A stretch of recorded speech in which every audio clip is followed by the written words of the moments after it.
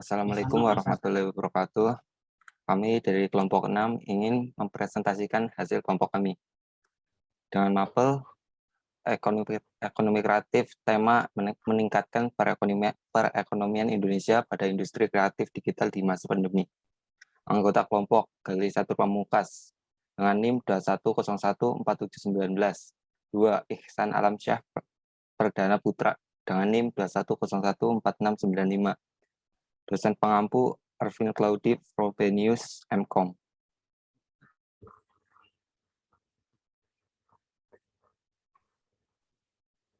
Pembahasan kali ini: 1. Pengertian industri kreatif digital. 2. Dampak yang ditimbulkan pada masa pandemik terhadap ekonomi Indonesia pada setiap subsektor ekonomi kreatif. 3. Produk industri kreatif digital pada setiap subsektor ekonomi kreatif di masa pandemi yang berkembang di Indonesia. 4. Peran pemerintah dalam meningkatkan perekonomian seluruh subsektor industri kreatif. 5. Perbedaan mekanisme pengolahan industri kreatif negara Thailand, Malaysia, Singapura, Republik Rakyat Cina atau Tiongkok, Taiwan, New Zealand, dan United Kingdom. 6. Kesimpulan. 1. Pengertian industri kreatif. Industri kreatif digital adalah suatu industri kreatif yang menggunakan unsur digital dan unsur kreativitas pada produk atau jasanya. Industri jenis ini pada umumnya merupakan hasil dari produk teknologi informasi yang bisa menjadi solusi atas masalah di kehidupan sehari-hari. 2. Dampak yang ditimbulkan pada masa pandemi terhadap ekonomi Indonesia pada setiap sektor ekonomi kreatif. 1. Kuliner. Beberapa dampak dari pandemi yang berpengaruh besar dalam sektor kuliner antaranya mengalami penurunan penjualan, penurunan permintaan produk serta pengurangan tenaga kerja, bahkan juga UMKM banyak pada gulung tikar. Penelitian berikut bertujuan untuk mengetahui dampak COVID-19 pada pelaku usaha UMKM sektor kuliner. 2. Fashion. Subsektor industri fashion tanah air dengan adanya PSBB menyebabkan berbagai mal, restoran, kafe, tempat wisata ditutup dan terjadi perubahan gaya hidup manusia di rumah saja yang tidak lagi memikirkan penampilan. 3. Kria. Dalam proses pengembangan industri kreatif atau kria terdapat banyak kendala yang berpengaruh besar karena pandemi COVID-19, antara lain kompetensi atau kualitas sumber daya manusia yang rendah, modal usaha yang terbatas. 4. TV dan radio, yakni menghentikan program sementara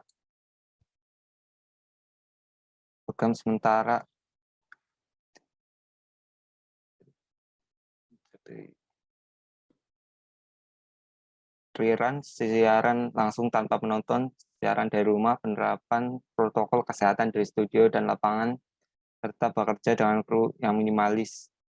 5. Penerbitan. Ikatan Penerbitan Indonesia (IKAPI) mengeluarkan hasil survei dampak pandemi pada subsektor penerbitan.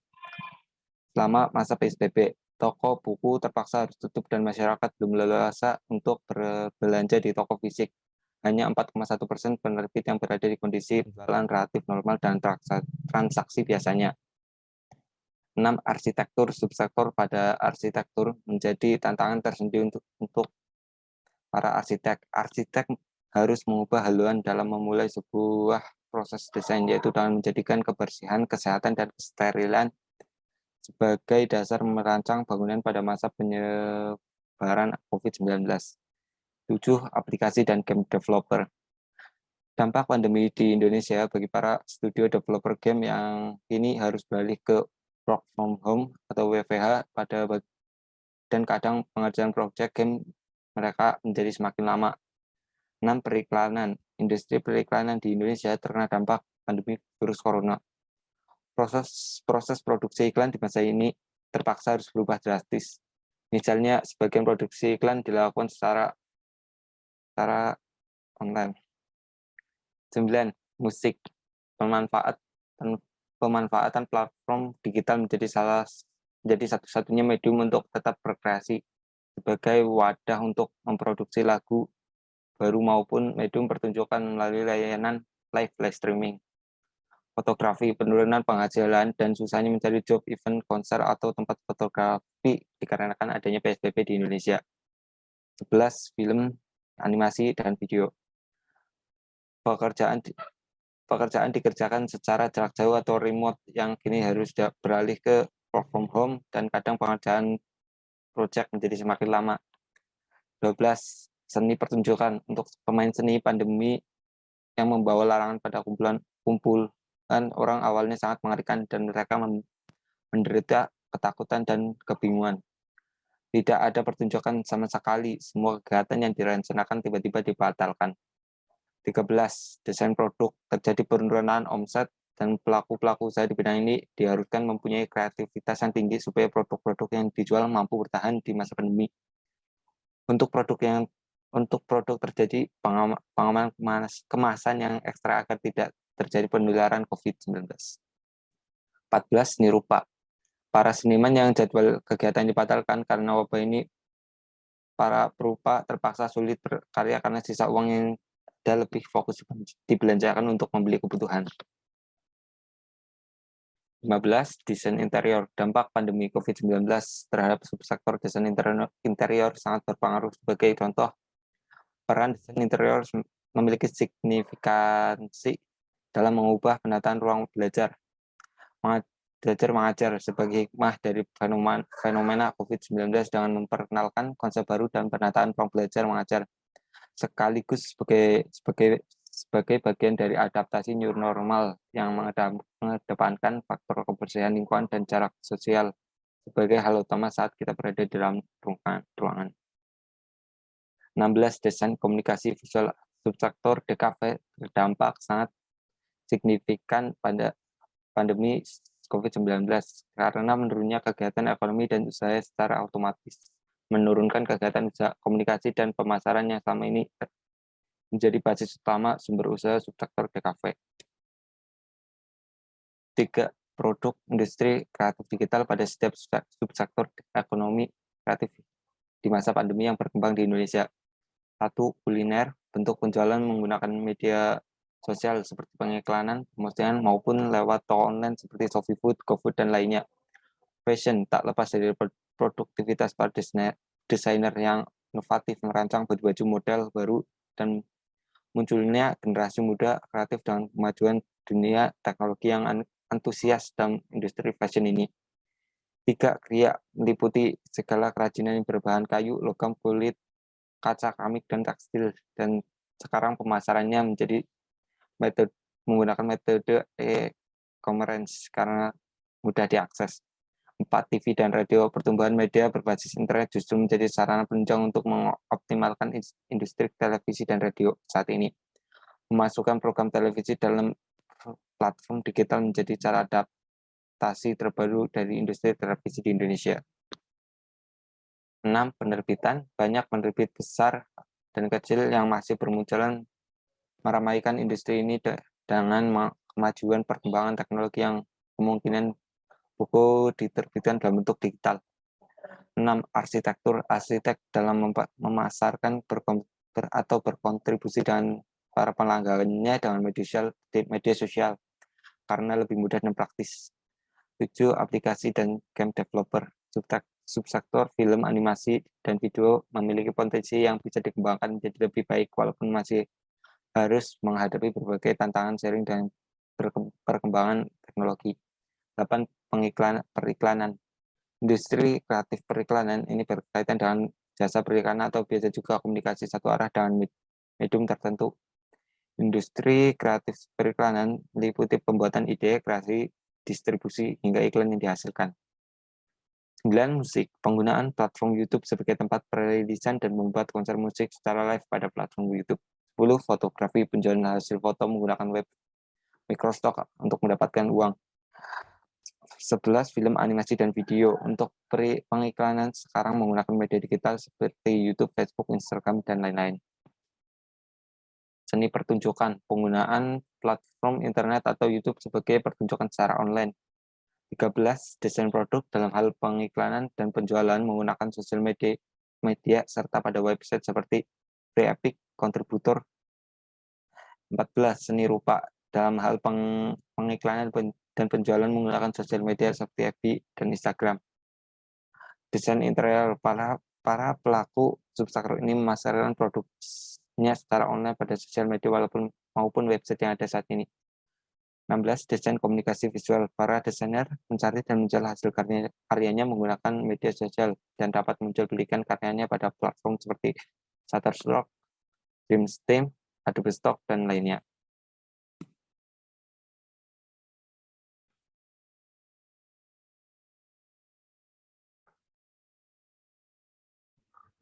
Peran pemerintah dalam meningkatkan perekonomian seluruh subsektor industri kreatif. Pemerintah berperan besar dalam dan perkembangan ekonomi kreatif di Indonesia. Salah satu peran pemerintah dalam mengembangkan ekonomi kreatif di Indonesia adalah sebagai regulator dan fasilitator. Yang dimaksud dengan regulator adalah peran pemerintah dalam membentuk kebijakan-kebijakan yang bertujuan untuk memudahkan dan melindungi para pelaku industri kreatif. Sedangkan fasilitator adalah peran pemerintah dalam menyediakan fasilitas-fasilitas penunjang ekonomi kreatif.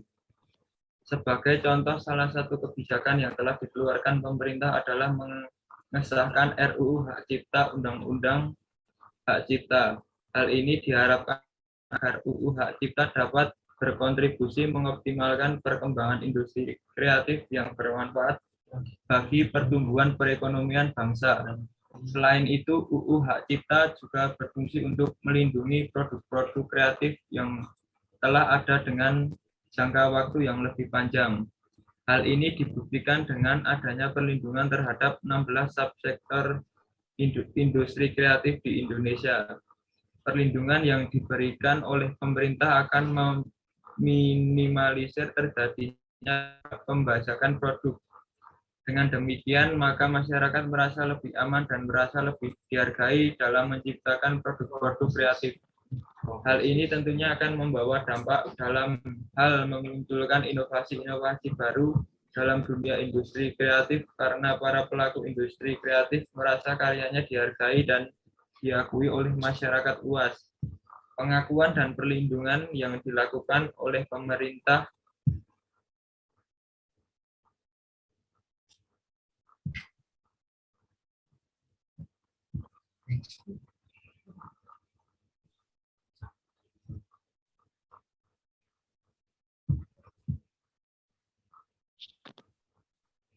perbedaan mekanisme pengolahan industri kreatif negara Thailand, Malaysia, Singapura, Republik Rakyat Cina atau Tiongkok, Taiwan, New Zealand, dan United Kingdom.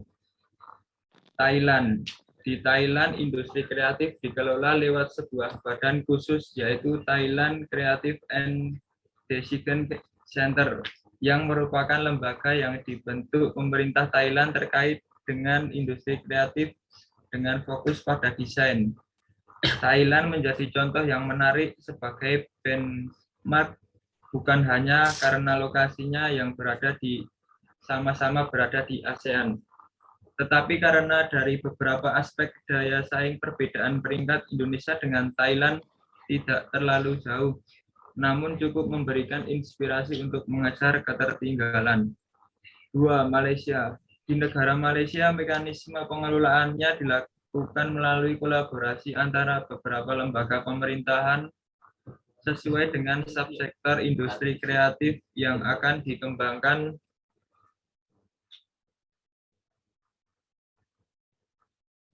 3. Singapura. Di negara Singapura, mekanisme industri kreatif pengelolaannya melalui koordinasi tunggal oleh kementerian yang sudah ada, yaitu Ministry of Information, Communication and the Art. Koordinasi antar departemen dilakukan oleh instansi-instansi di dalam MISA. 4. Republik Rakyat Cina. Di negara Cina, mekanisme pengelolaannya dilakukan melalui kolaborasi antar departemen yang terkait dengan masing-masing subsektor industri kreatif dengan pemerintahan daerah. Departemen-departemen pusat bertanggung jawab membuat dan menyesuaikan kebijakan subsektor industri kreatif yang terkait untuk mendukung pemerintah daerah. Pemerintah daerah bertanggung jawab mengimplementasi pengembangan klaster subsektor industri kreatif. 5. Taiwan. Taiwan, mekanisme pengolahan industri kreatif melalui koordinasi tunggal oleh Kementerian Bidang Ekonomi. Koordinator memimpin kolaborasi 4 kementerian berkaitan dengan perencanaan dan implementasi pengembangan industri kreatif. 6. New Zealand. New Zealand adalah negara mekanisme pengelolaan melalui koordinasi tunggal oleh lembaga bentukan baru yaitu New Zealand Trade and Enterprise. NZTA ini adalah Government National Economic Development Agency.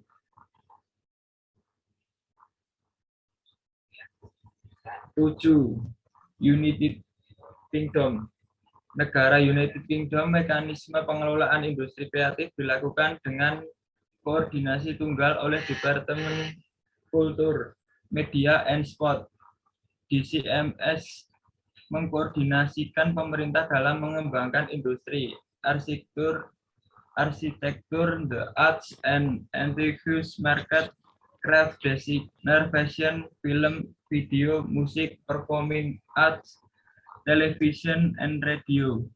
DCMS bersama-sama dengan Departemen for Business, Enterprise, and Regulatory Reform mengembangkan industri advertising, komputer, video games, design, and publishing. BERR ini merupakan lembaga pemerintahan yang bertanggung jawab atas beberapa perangkat lunak.